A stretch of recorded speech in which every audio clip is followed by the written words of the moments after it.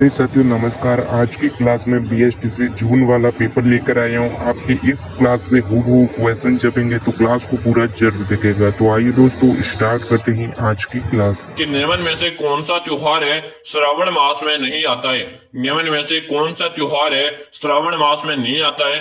नाग पंचमी, तीज है, रक्षाबंधन है या आपका जन्माष्टमी है। जल्दी जल्दी से बताएंगे सभी विद्यार्थी कि श्रावण मास में नहीं आने वाला त्योहार आपको बताना है।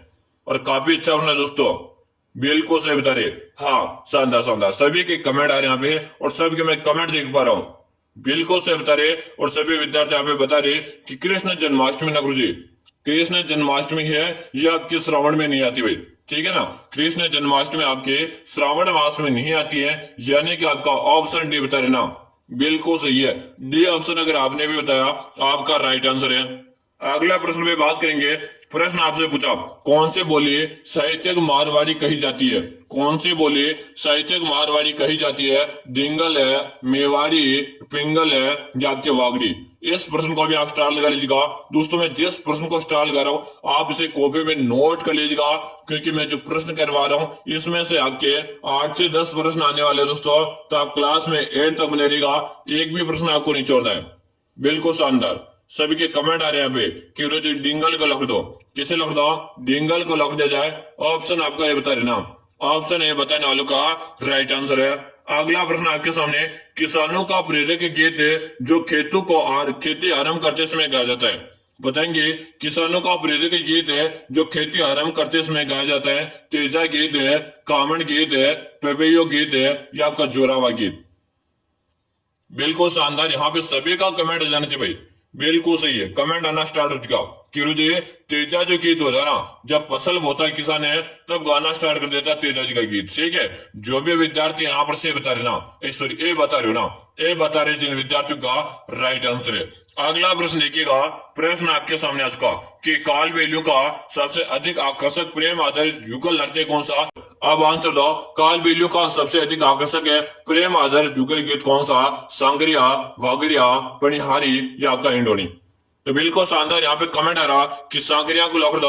ऑप्शन आपका ये बता देना, ऑप्शन ए बताने वालों का राइट आंसर है। अगला ऑप्शन एक फसल के बाद है कटाई। कटाई कटाई करने को क्या कहते हैं दोस्तों? फसल के बाद है कटाई करने को क्या कहते हैं?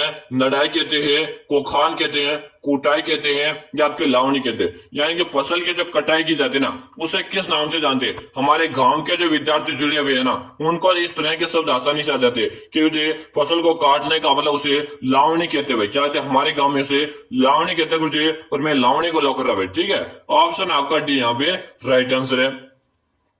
अगला ऑप्शन दोस्तों याद रहे, अगर आपने अभी तक चैनल को सब्सक्राइब नहीं किया तो सबसे पहले आप भगवती वाला क्लासेस यूट्यूब चैनल को सब्सक्राइब कीजिएगा, तो आगामी हर क्लास का नोटिफिकेशन आपको मिलेगा। चलो अब आंसर दो कि वधु के मामा की ओर से दी जाने वाली पोशाक, वधु के मामा की तरफ से दी जाने वाली पोशाक है विशेष रूप से क्या कहलाती है? कोर्ट कहलाती है, कोई लड़ी कहलाती है, कोरियनो कहलाती है या इनमें से कोई भी नहीं। तो बिल्कुल शानदार, यहाँ पे कमेंट आ चुका कि गुरु जी आप सी ऑप्शन का लॉक दो। ऑप्शन सी बता रहे हो ना, सही बता रहे हो। अगला प्रश्न आपके सामने, राजस्थान के माउंट आबू में स्थित है दिलवाड़ा मंदिर के लिए विख्यात है। राजस्थान में माउंट आबू में स्थित है दिलवाड़ा मंदिर के लिए विख्यात है। राजस्थानी कला, अद्भुत नक्काशी, बौद्ध मूर्ति कला या फिर राजपूती शैली। बिल्कुल शानदार, यहाँ पे कमेंट आना स्टार्ट हो चुका कि जी एक प्रकार की अद्भुत नक्काशी है। क्या है? एक प्रकार की अद्भुत नक्काशी है। ऑप्शन आप बी को लॉक दो। अगर आप बी ऑप्शन बता रहे हो तो यहाँ पे सही आंसर है। अगला ऑप्शन की बात करेंगे। प्रश्न आपके सामने, थार मरुस्थल का प्रवेश द्वार किसे कहते हैं? थार के मरुस्थल का प्रवेश द्वार किसे कहते हैं? पाली, जोधपुर है, नागौर है या आपका जैसलमेर। जल्दी जल्दी से बता दीजिएगा कि थार के मरुस्थल का प्रवेश द्वार किसे कहते हैं। और जिन विद्यार्थियों ने क्लास को लाइक नहीं किया एक बार लाइक कीजिएगा, और भगवती वाला क्लास यूट्यूब चैनल को सब्सक्राइब किया तो जल्दी से आप सब्सक्राइब कीजिएगा। थार के मरुस्थल का प्रवेश द्वार है जोधाना, जोधपुर को कहते हैं। किसे कहते हैं? जोधपुर को कहा जाता। ऑप्शन नंबर आपका भी सही है। अगला प्रश्न आपके सामने, निम्न में से मंदाकिनी कुंड कहाँ स्थित है? निम्न में से मंदाकिनी कुंड कहाँ पर है? तो दोस्तों अचलगढ़ सिरे में। कहाँ पर है? अचलगढ़ सिरे में। ऑप्शन आपका बी बता रहे ना, ऑप्शन बी बताने वालों का राइट आंसर है। अगला प्रश्न आपके सामने, निम्न ऐसे कौन सा दुर्ग है राजपूत मुगल शैली का सुंदर उदाहरण है? निम्न में से कौन सा दुर्ग है राजपूत मुगल शैली का सुंदर दान है? नागौर दुर्ग है, बयाना दुर्ग है, केसरवाली दुर्ग है, या आपका सज्जनगढ़ का दुर्ग? आपके सामने दोस्तों चार ऑप्शन के अकॉर्डिंग बताना भाई, यहाँ पे आप कंफ्यूज न होना।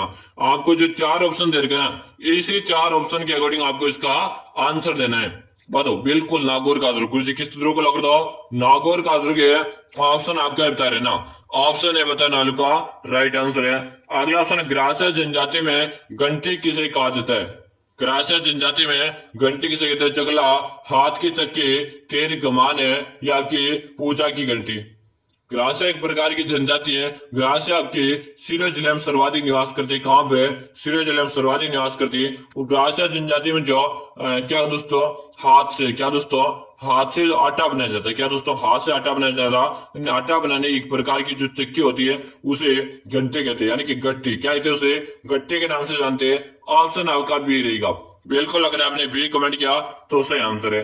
अगला ऑप्शन है, संत दरियाव जी की समाधि स्थित है दोस्तों? संत दरियाव जी की समाधि स्थित है रेण है, डीडवाना, टोडा, या कि खेड़ाबा? तो कहां पे दोस्तों? आपके रेण पे दोस्तों। कहां पर है? आपके रेण में दोस्तों